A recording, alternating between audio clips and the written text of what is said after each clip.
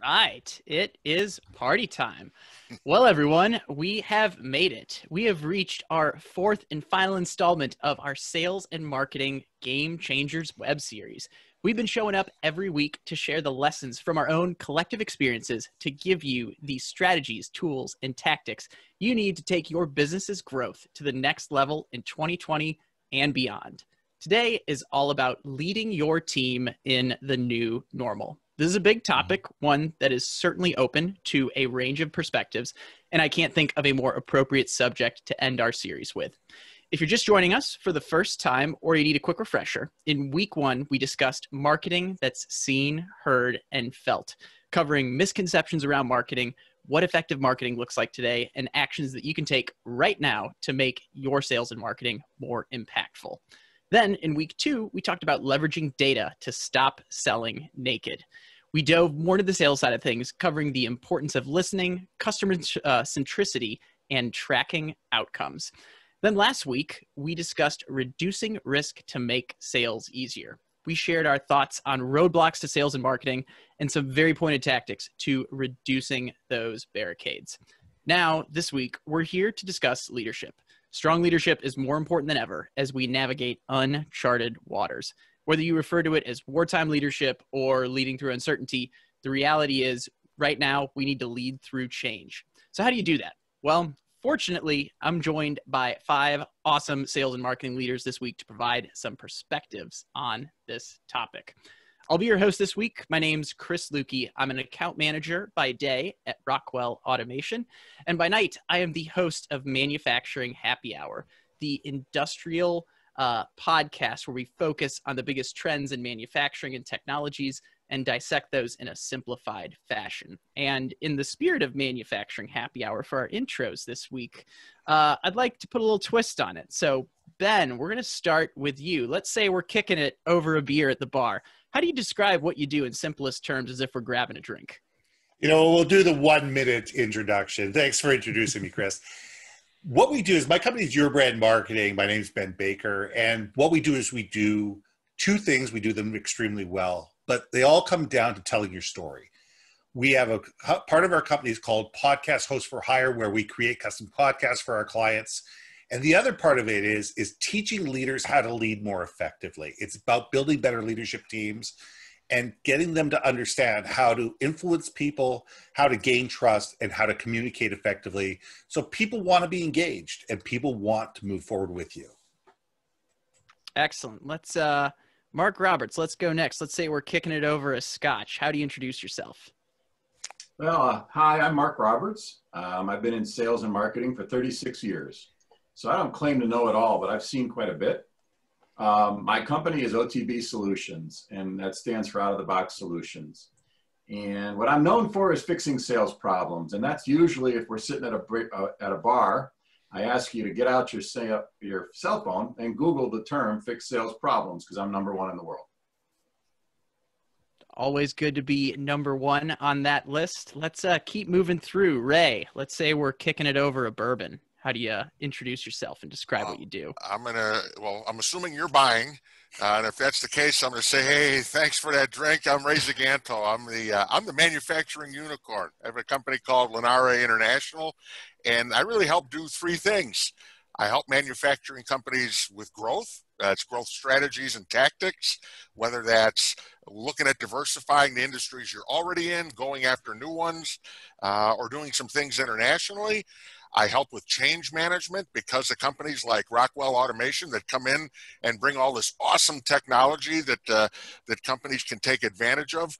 I help them translate that onto their factory floors so as it impacts their workers, they really get the most out of that technology. And the third area I help companies with is just an overall performance management. Once you've got data, you better bring some transparency, and you better drive some accountability, and that's how you get some results. So that's my day job. When I'm not doing that, my passion project is the Manufacturing Out Loud, MFG Out Loud podcast with my good friend and mentor, Allison DeFord.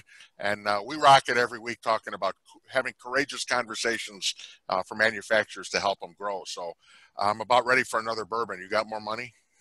You know, I think we might need to do a round two. We're going to be here for an hour talking leadership this week, so I think it is a couple rounds long. And All right.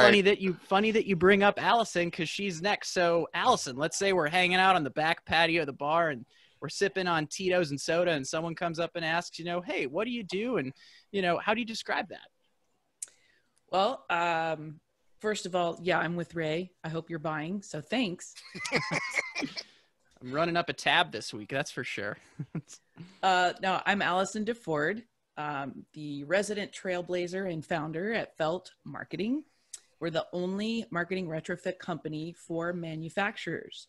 And in our world, manufacturers are the hero of our story. We love them, we love to support them, and we do that by helping them retrofit their traditional marketing system, because most of our customers are over 50 years old, and we help them add digital components and really modernize so that they can get to the heart of their ideal customer. The best way to do that is through emotional engagement. So you don't just want to be seen and heard, you want to be felt.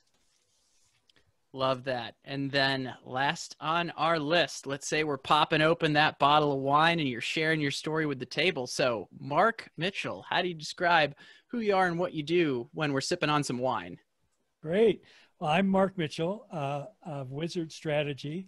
I'm a consultant to the building materials industry and author of the book Building Material Channel Marketing, which has sort of become the industry Bible, mainly because there is no other book that does it. So you get to be the leader when you don't have any competition in terms of at least my book.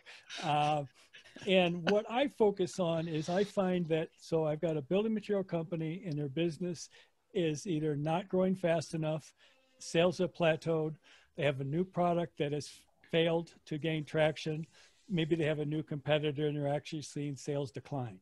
If things are going, if they're happy with their results, they don't come to me. They come to me when there's a challenge. And the challenge almost always is a new strategy for them designed around, are you calling on the right person? Because many times who they think is the right person, they think it's the builder, but it really should be the contractor, or they think it's the architect, maybe in their case, it should be the owner. And then they always have the wrong message. Always, whether it's like, as Ben brought up their story, like I'm amazed how when I sit in on sales calls or I go along on sales calls, or I actually try to sell the product to a customer, how the message that they're trotting out is so much about them and their product and not about the customer. So they don't really understand the customer. And if we look at what's happened in the building materials industry is very slow and stubborn and resistant to change. Their customers are not. Their customers are changing like crazy, right? And so they need to understand how the customer they have today is very different than the one and 2 and 3 years ago, their needs, what they're interested in.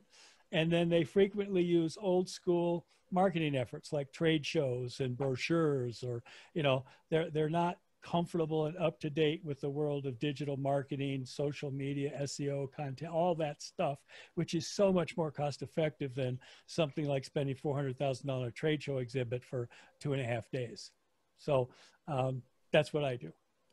Awesome, Mark. Well, for those of you listening, as you can tell, we have a range of experience on this call. It's great to be with you guys for the 4th week in a row. It's a little sad that it's ending like this, but hopefully not forever. But before we get too nostalgic, let's dive into the conversation. So first question, we're going to set some baseline. And Ben, I'm going to have you lead us off on this one. So Sure. Question number 1, what did leadership mean to you before the pandemic?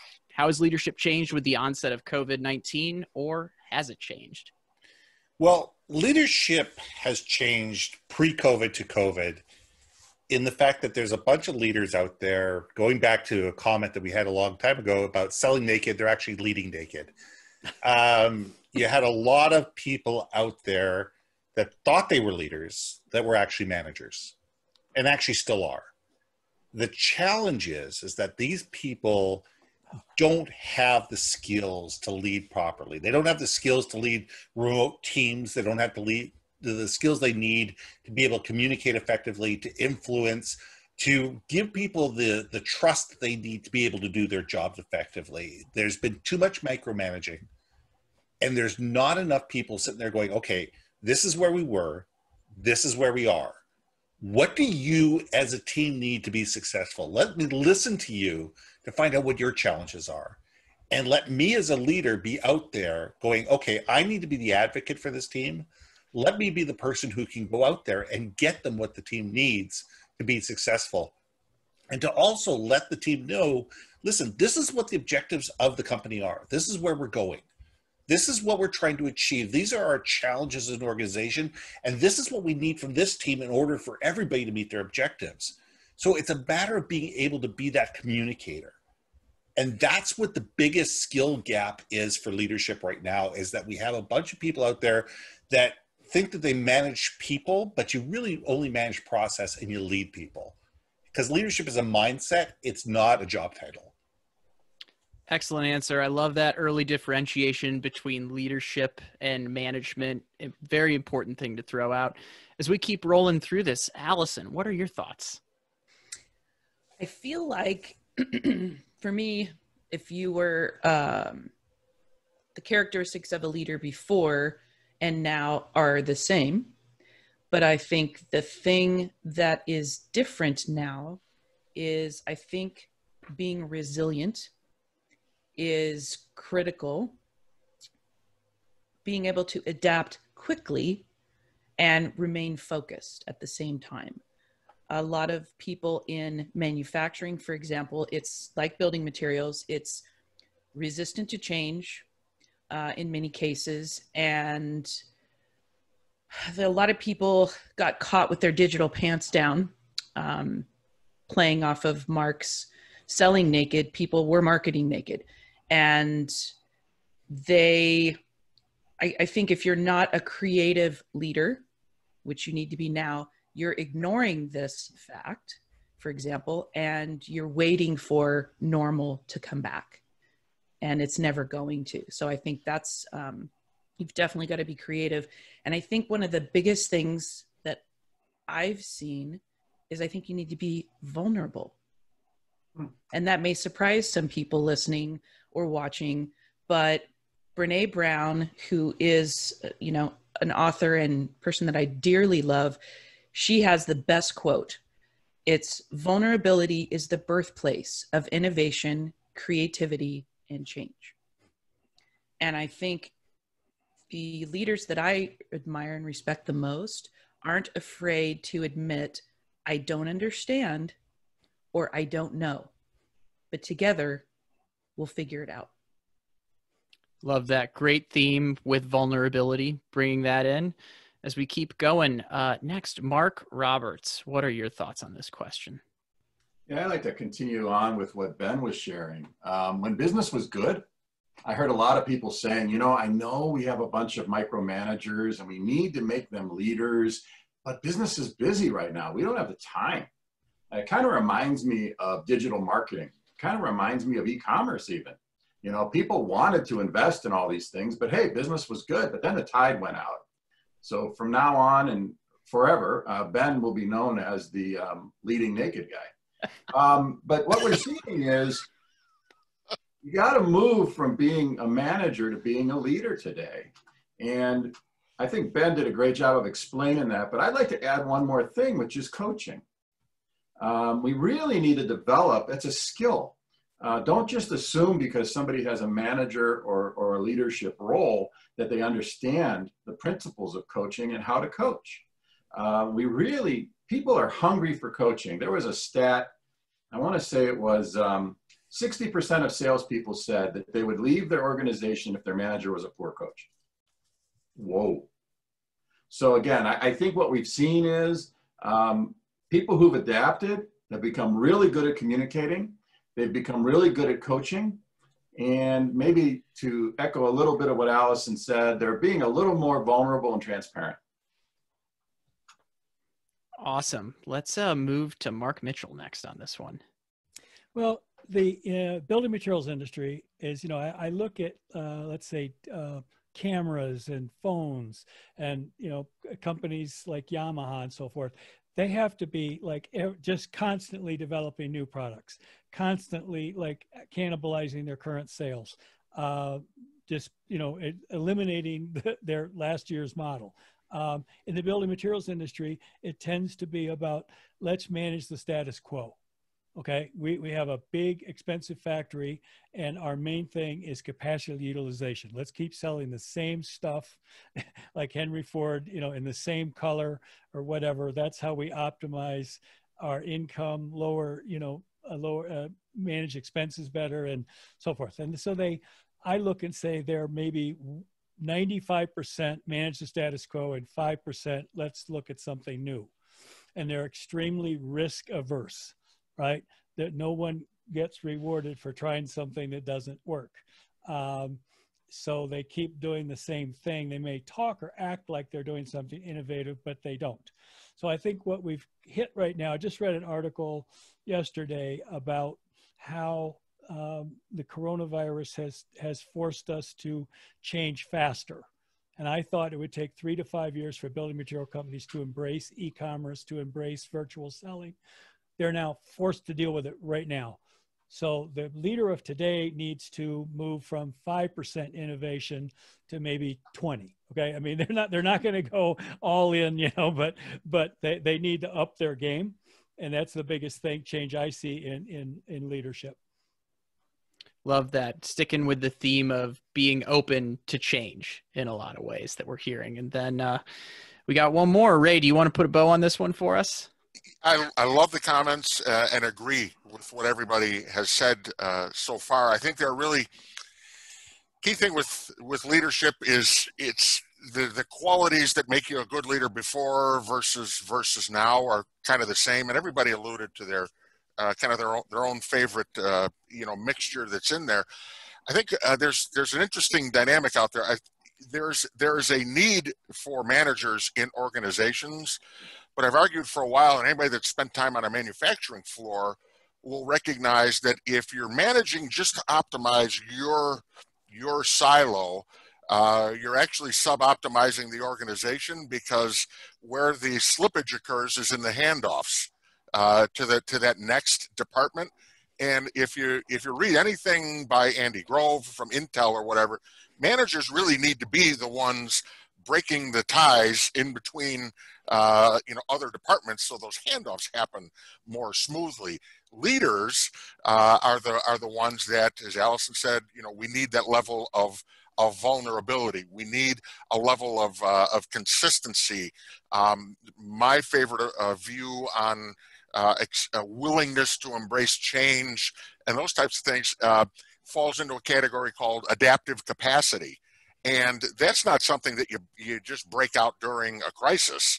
That's something that even when times are relatively stable, those are the people that are out looking over the horizon. Yeah, business might be good and things are humming along, but they're looking, hey, how can we, what are current best practices and how could I apply those to do even better? And that doesn't mean at the expense of your company culture or your relationship with your people or how you support and serve your clients. So I think there are a lot of foundational rocks that are part of leadership, and there are some nuanced aspects of it that really get highlighted in times of crisis.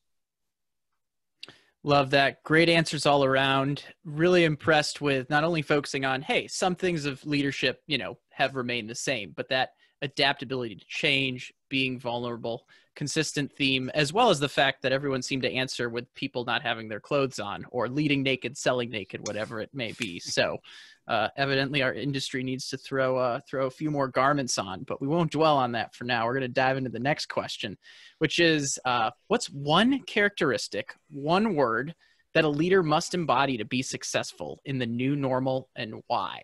And this time, Allison, I'd love it if you'd lead us off on this one. Oh, I'd love to. Thank you. Again, this answer might surprise people listening, and maybe even some of you guys. I think being empathetic.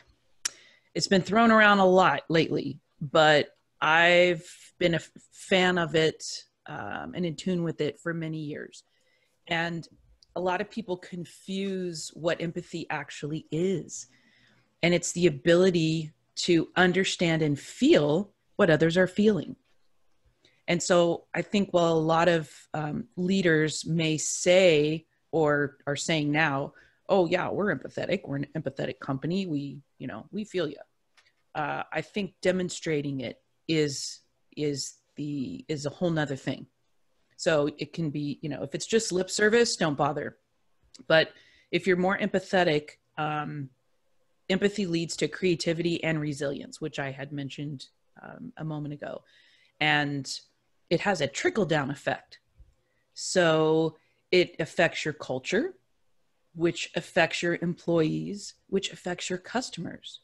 So if you can see if a company or leader is empathetic, because it starts at the top and rolls downhill. And I think it's more important now than ever. And I think it requires 4 things, because I thought about this. It requires awareness. You have to actually see what's going on around you and give a shit. Listening more than you talk. You got to ask the right questions and let people know that you hear them, you see them. It takes creativity, and then it takes action. And, I think I say this all the time, and you guys are probably tired of hearing it, but connecting with people on that deeper, more emotional level, that's how they make decisions anyway. So, by being empathetic, you go straight there to the heart and connect on that more meaningful level. So don't just say we understand you, show it. Yeah, I think that's a great differentiator there, because empathy does kind of have that buzzwordy aspect to it. Now you're hearing it a lot, but showing it in action versus just saying it, huge point. Great way to start. Our next word is going to come from Mark Roberts. What do you got for us? I would say trust. I don't know if you're familiar with the book Speed of Trust by Covey, but I actually turned that into a course at one point. Most businesses don't even realize they have a trust tax.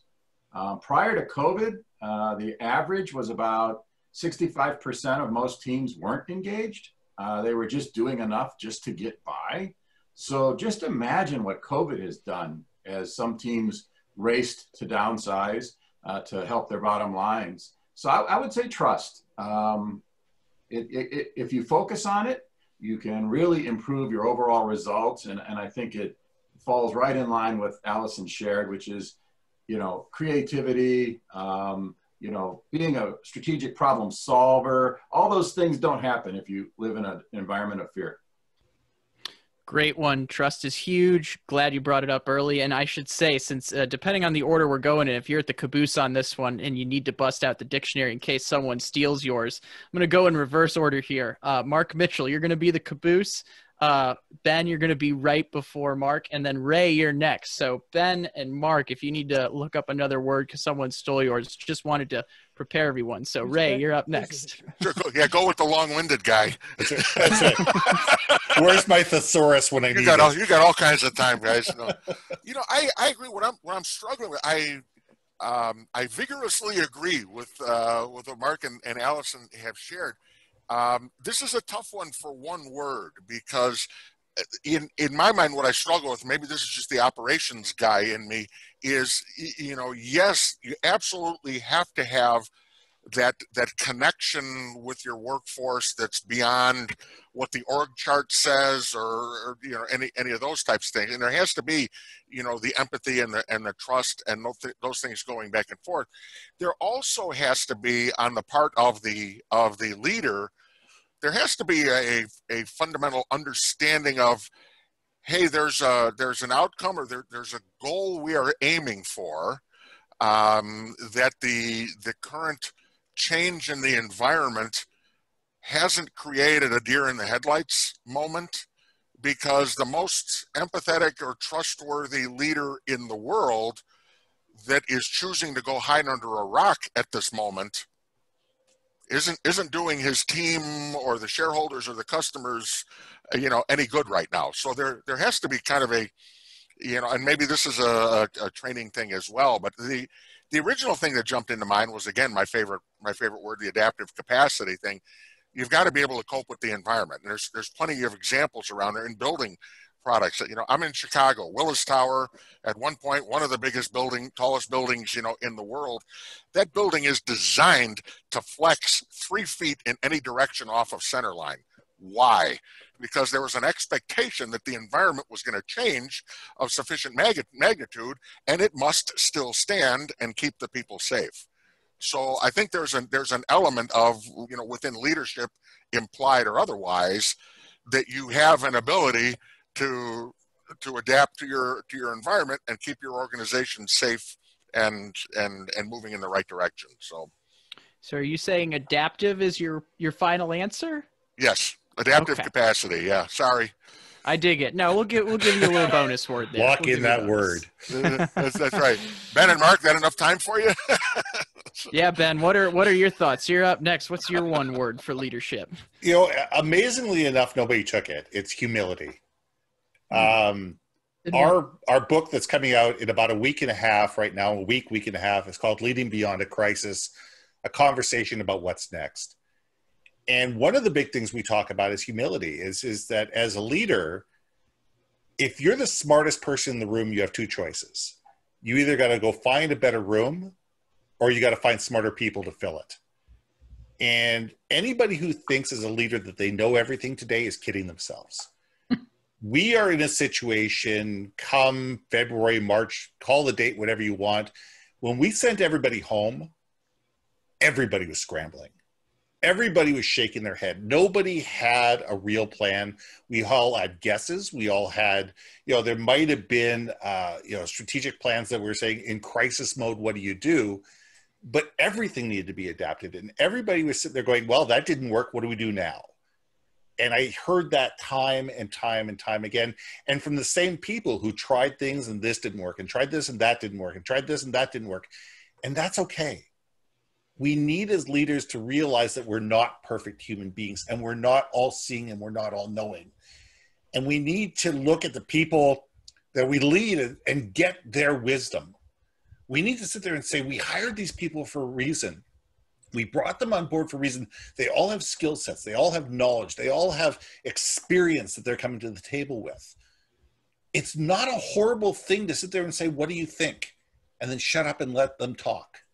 You know, and we need to be able to aggregate that, you know, that joint wisdom to be able to sit there and say, okay, let's take these 10, 15, 20, 100,000 people in a room and find out what do they think. And, you know, you may not agree with some of them. You may think that other people are out to lunch. You may think that there's one brilliant thought, but it's aggregating all those thoughts together and being able to sit there and say, okay, I now have a better idea of what other people are thinking, what other people think are strategic. Now I've got to take my own, you know, experience and be able to say, this is what we're going to do moving forward. You know, but if we don't listen to people, if we're not, you know, if we don't have a sense of humility, if we don't have a sense of humanity, and think that we can just dictate and say, you know what, we're going this way, and that's because, and not have to explain why, that's when we get disengagement. That's when we get people who don't trust us. That's when we get people that are not going to follow us. And we're not true leaders because all we're doing is trying to manage a situation from our best guess situation, instead of leading a team and sitting there going, you know what, guys, let's work together and figure this out together. Still seeing that parallel or that difference between management and leadership there. Love that that's getting emphasized. Humility is a great one. And, you know, I've heard it from a lot of the leaders that I've been having on the Manufacturing Happy Hour podcast lately, namely in terms of what you were saying, that ability to listen and not necessarily have all the answers, but take the feedback from the team and figure out where to go from there and why. All right, Mark Mitchell, you have the last word of the crew. What do you got? Take off your... Oh, we lost you on mute. Just put it on mute. Sorry, I'm back. I've taken the total opposite point of view of many of the things that I've heard here, and that the single word is confidence. That I see back in when the coronavirus back in March, we first started to realize how big it could be, locking down, things like that. I think this is my fourth recession I've been through, and each one is different. but people, I think in early March, they went, oh my gosh, this plus this equals a recession. So we have to start laying off people, cutting back, things are going to get horrible, all that stuff. It was all about assuming the worst. The 2009 recession really did affect the construction industry. But this one, I was amazed at. In April, I talked to people and they said March was better than they expected. Then they had a slow April and May, and now most of them are ahead of their sales plans. Ahead of, you went to them last November and said, what do you plan to do in 2021? You know, I'm hearing 15, 20, a deck company I talked to the other day is 38% of sales plan. I said, Mark, we want to work with you, but the last thing we need is more business right now. Okay. And so I saw, I'm going to say, you know, I'm going to just pick a number and say 50% of people just kind of went, this is going to be terrible. We need to hunker down. Right. And now those companies are playing catch up. Okay. Because they're seeing like they're getting more orders than they anywhere expected. And so I think whatever happens in a recession, you need to pivot to where the opportunity is. Like if people stop buying new houses, they fix up their old ones. If they, you know, and if they stop building hotels, they remodel the old ones, right? So you may be very focused on new construction. You may need to shift to remodeling or home improvement. And so I just see people, they just kind of, it's particularly companies that are, the CEO used to be the CFO, or they're owned by an investment company that wants to flip them in a couple of years.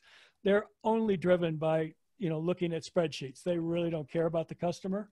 They care about, you know, how are we doing dollars and cents? And so I think that word confidence says, I'm confident that we will come through this well.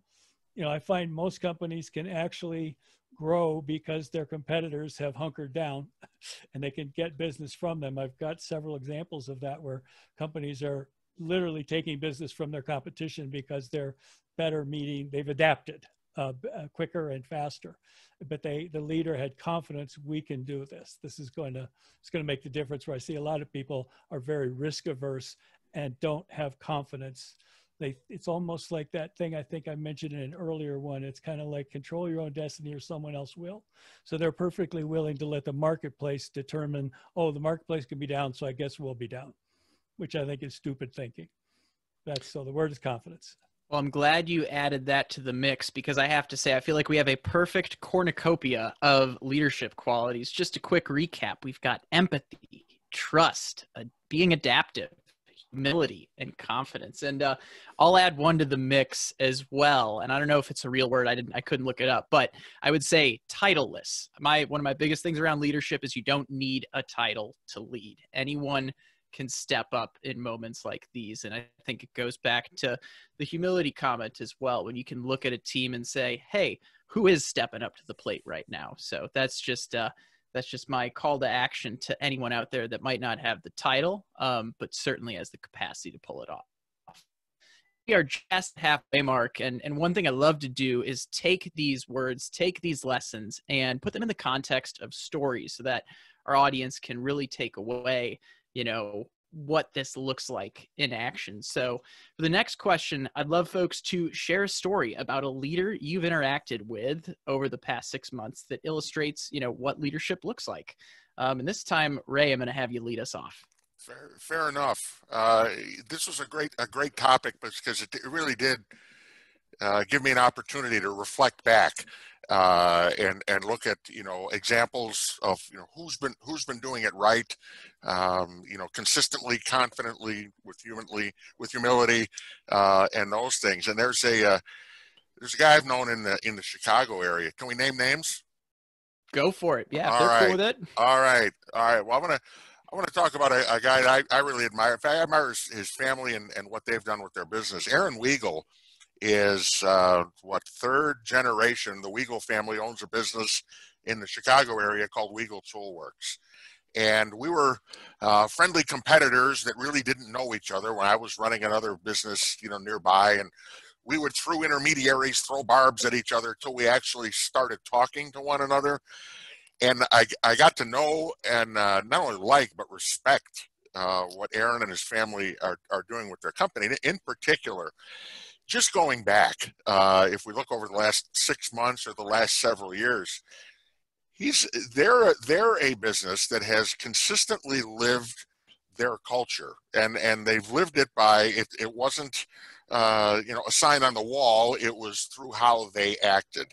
Aaron, as a leader, in the organization, didn't just show up one day and all of a sudden, meet the new vice president, the son of the owner.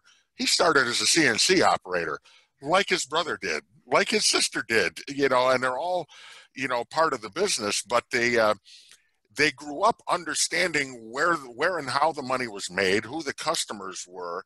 And I've always admired Aaron's ability to constantly look out in front of the business and understand what are the trends that are influencing the customer base that I'm serving. How do I need to adapt to be where the puck is going to be, type of a thing. So there has always been a willingness to invest in technology. I just found out recently, 10 years ago, these guys were having custom-made stamping presses built because they needed them to do something that you couldn't get off the shelf, but because of that, it created a competitive advantage for them. Who thinks of that? So they're doing those types of things, diversifying their customer base, forming alliances and collaboration with other organizations. Long story short, what it did was put them in a remarkable position when COVID did occur, that the pivot that they had to make was very small. And in fact, he is still on pace to have, I know, a very strong year and continuing to invest in the business. So just from a leadership standpoint, someone that really does keep an eye on all the levers, the people, the customers, the technology, the environment, and how do you optimize that equation at all times. And it's just, I admire what he does, and I think that's best in class. Well, as a hockey fan, that looking for where the puck is going, seeing what's happening in the market, look at the trends and adapting accordingly is huge. Yeah. Well, Mark Mitchell, I had you do cleanup duty last time. So you're up next. What do you got for us on a story that you've seen recently? Well, I'm always looking for these qualities in a leader. And so I recently had the pleasure, and I really enjoy working with leaders like this because we can actually get stuff done. So the first thing is the leader is connected personally to customers. They're not reading research reports. They're not being told by the VP of sales. They actually have relationships with not only their biggest customers, but literally he'd go to a trade show, stand in the booth, the CEO, looking to talk to an average schmo customer, right? They didn't have to be big. They didn't have to be important. They didn't have to actually buy the product from them, but he was looking for hi, I'm CEO of, this company, and I'd really like to know about what's going on with your business. What are your issues? What do you think of our products? How could we do better? Who's doing the best job, whatever. And so he's getting firsthand knowledge that then he can use to validate what he's being told. It's not that he's trying to know more than the VP of sales, but he's just kind of trying to check the bullshit. Am I hearing the same thing? Are you directionally going the same way? The other thing is they have a great team of people, and they're thinkers rather than doers. Like I see marketing people go, well, I know Photoshop. I go, that's too bad. Don't tell anybody, okay? If you're the marketing director and you're photoshopping photos for the company, that you should have an outside resource that is doing that for you, who will do it better. And, and so they are surround themselves with thinkers who they're not afraid to have disagreements with. And the other thing they're very good at is many large companies, particularly, all companies have a generation of people at 60 years old, the senior person who's more interested in, I got 5 more years and I'm out of here, than they are in changing anything. And so they're good at recognizing I should give this guy a nice package and move on.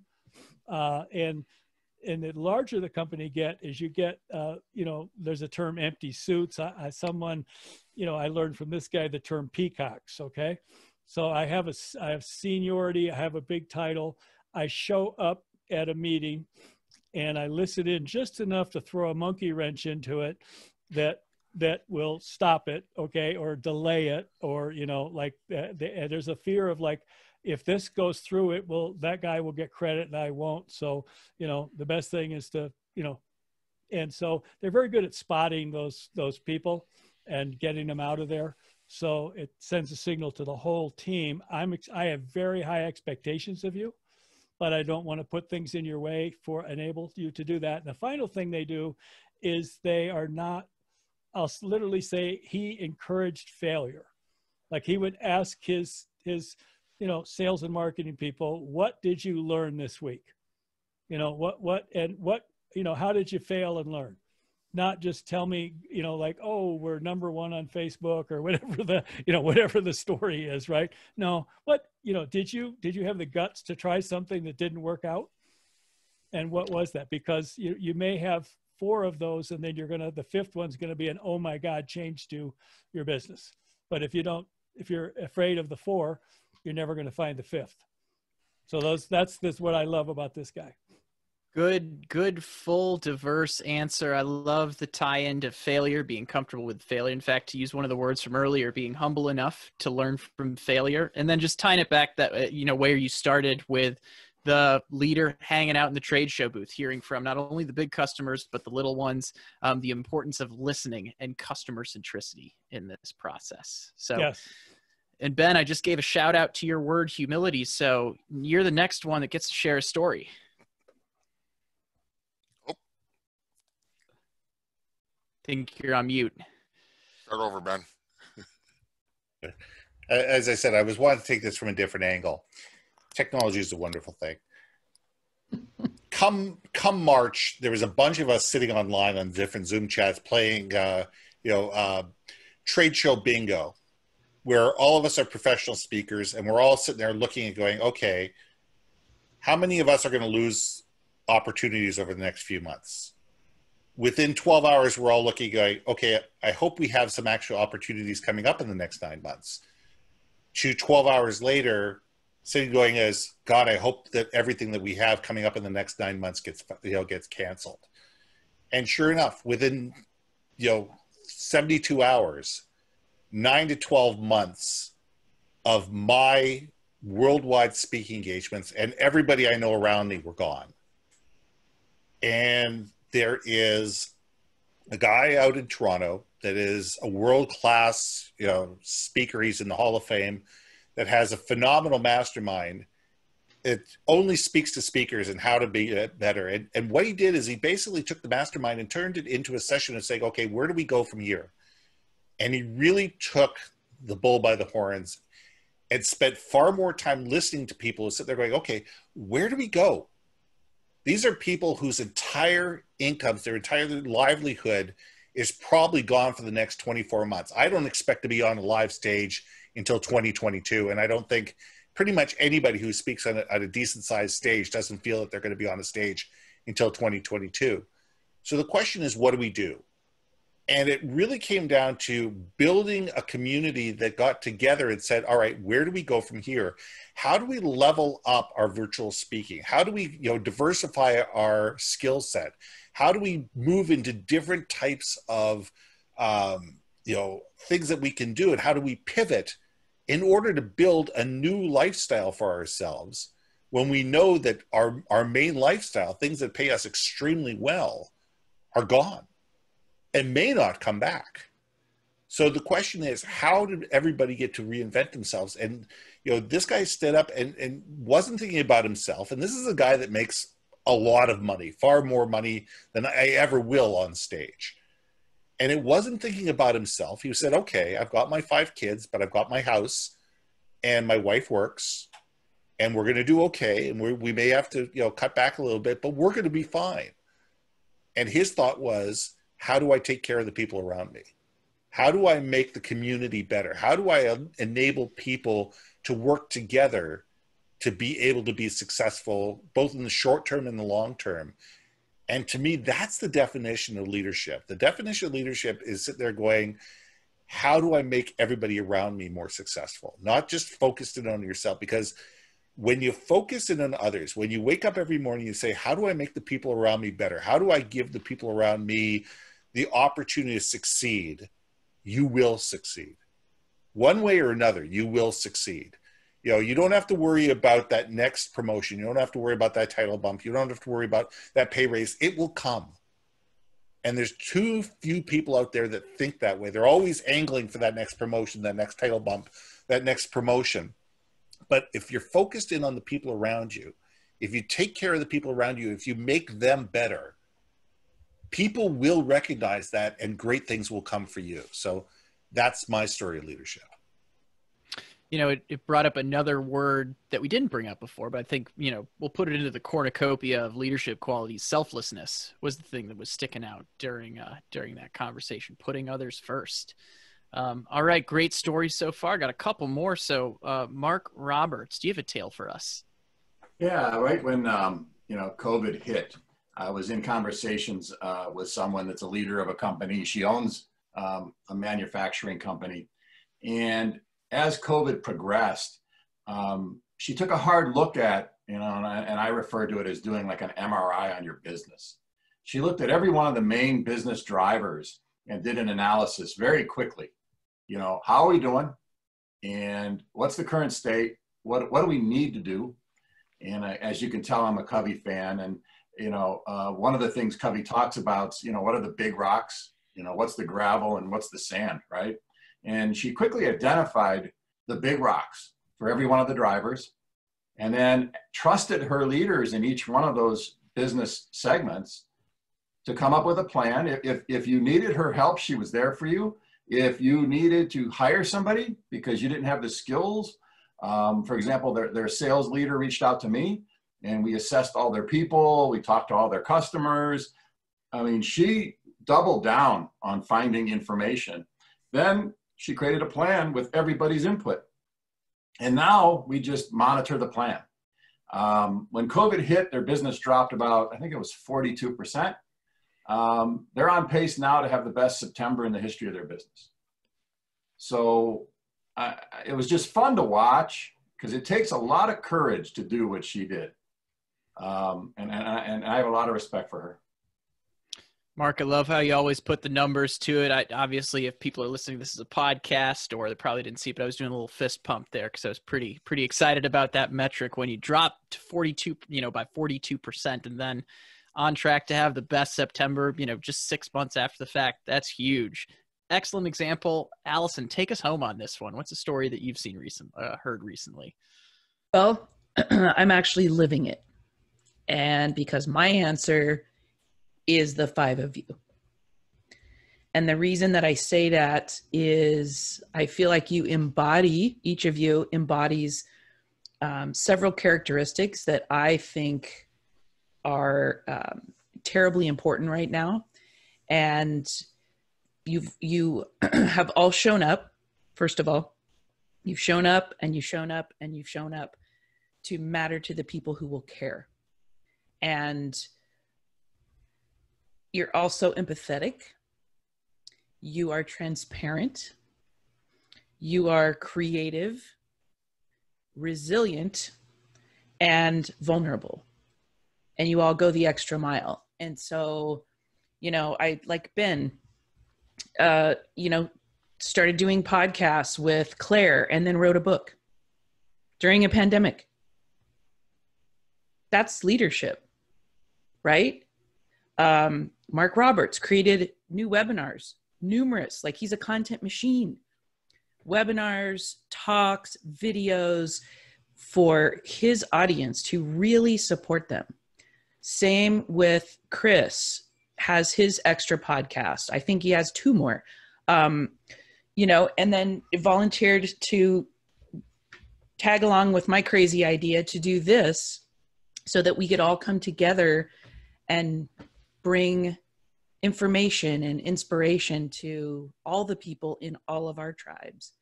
And, Ray, Mark, both of them are pulling out the stops and trying all kinds of new things and are always teaching me something new. And so my answer, I don't know, it may be cheesy, but I thought about all the leaders that I know and all the stories that I've heard. And all of a sudden, you guys popped into my head. And so I have to say, with humility and gratitude, for me, you five have been a tremendous support and tremendous leaders through the last 6 months. Oh, thank you. Oh, Yeah, thank you. I love how Thank you for we're throwing a little tearjerker element to all Oh, of it, that's and, so getting us to sweet. tear up here at the end of it. it's the So, bourbon. I have bourbon in my eye. well, way to bring it back the manufacturing happy hour theme there, Ray.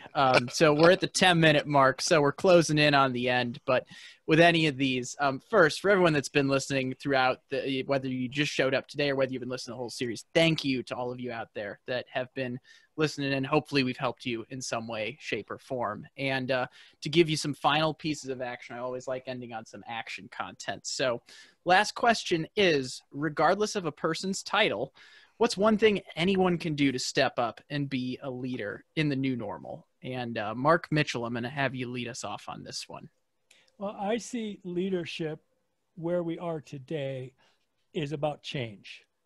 And you find everyone in an organization is for change as long as it doesn't affect them. Okay. As long as like their job doesn't change or they have to do something different, so you have to expect resistance to if you're going to be a leader. It's not going to, you can have this great idea and everybody's going to, give you awards and clap and, high five you. You're going to have a number of people that are overtly going to, object, and you're going to have, a lot of, what's the psychological term where they smile at your face, but they, they're really behind your back, undoing what you're doing, and there can be a lot of that in corporate America. So I've got two stories. One is salespeople. I see the best salespeople today are not asking permission to do something. They'll ask forgiveness if they get busted. Okay. So I've got one salesman who recognized how the industry is moving toward building buildings and houses and factories. And he sees that as it's a small business today, but it's rapidly growing. Everything makes sense that it's going to rapidly grow. So he, is making a point of being a thought leader in offsite housing, factory building. And he didn't ask his boss. He didn't ask permission. He started his own podcast. He writes really good content. He goes ahead and somehow gets permission to go. If they had an event, he would be there. Now he's doing it to their, always part of their virtual events. He's doing that in addition to what he's supposed to be doing. He's not supposed to be doing this. I mean, they didn't say no, but they didn't say this is a target, right? And so far, when they kind of discovered like what's happening and they started to see some business, they got, where? This is amazing, great, but he didn't wait for someone to assign him, this is what you go do. He saw it and dove in. The other thing is, this is to marketing people. In the building materials industry, too often the marketing department is viewed as people that produce pretty pictures. Okay, they are doers, not thinkers. They don't add value. You don't go to them with a problem like, how do I increase my architectural sales? I love marketing's thoughts on this. They go, oh, I need a new brochure, a new PowerPoint, a new whatever I need. And they just give them tasks to do. And so I, have coached a number of frustrated marketing people. And I say to them, okay, that's where you are today. Now, every time they give you a task, you go think of a better way to do it. And so when you go back into them, you bring them, here's what you asked for, but I really thought about this. And I think a better way, more effective way may be a way that's, let's say, digital, that you may not be as comfortable with or understand, but let me talk to you about why I think it would work better.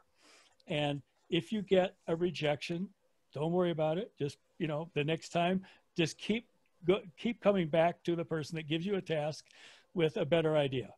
And what you're learning is you have to sell your ideas. And many marketing people go in and expect, if I show a pretty picture, people go, oh, wow, how creative, but they're looking for thinking today about what is it going to take to make this customer pay attention to us. And so it's about that idea of take whatever position you are today, you can improve it. Now, if, after so much time, if you don't make any progress, you're probably at the wrong company. The leader doesn't want to hear it. The leader is stuck in the past and status quo, and you need to make a decision. Do you just stop torturing yourself and do what you're told, or do you, maybe it's time to move on to another company that will appreciate what you offer. So that's my recommendation. Well, it certainly touched a personal note there because the whole, ask for forgiveness later. I wouldn't be here today had I asked for permission to do any of this podcasting stuff from the get-go. So, right. But enough about me, Allison. I want to hear what your parting actionable advice is. My parting actionable advice is do what scares you. The reason that I say that, I mean, I think it's obvious, but I have had personally experienced more growth by doing the shit that scares me the most and actually wading through it and learning and becoming unafraid of it. And so I think that goes along with what Mark was talking about, because if you don't wait for a light to appear at the end of the tunnel, stroll down there and light the bloody thing yourself. And I can't remember the person that said that, but I just love that. So, and it goes with, don't ask for permission, but put yourself out there. If you, one of my favorite moments ever in 30 years with a leader, a manufacturing leader, we're sitting there, we're talking about marketing, we're talking about all the tactics because we'd already done all the foundational thinking work. Thank you, Mark. And so he leaned forward and he whispered and he said, I really don't understand all this. It's confusing. And I looked at him and I said, thank you for saying that. Thank you for, again, being vulnerable.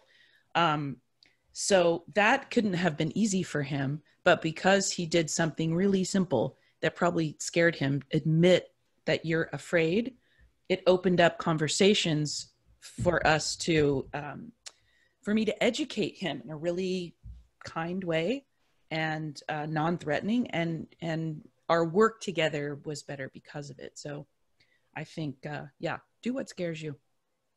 Excellent advice. We're closing in on the top of the hour, so I'm going to have to change the question slightly to give the best piece of advice you can give in leading in the new normal in 1 minute. So Ben, I'm going to have you lead us off on that one. It's really simple. It's embrace mistakes. Don't be afraid to make mistakes, and don't be afraid to have the team below you make mistakes. Learn from it all. Embrace it all, celebrate it all. Light bulbs were made because 1,000 mistakes happened, and we have light because of it. So be able to embrace mistakes and learn from them. Awesome. Ray, what is your best piece of 1 minute actionable advice? Speaking to the CEO, president, division VP, whatever it happens to be, because change is what this conversation is about, and everybody's going to look to what's being supported.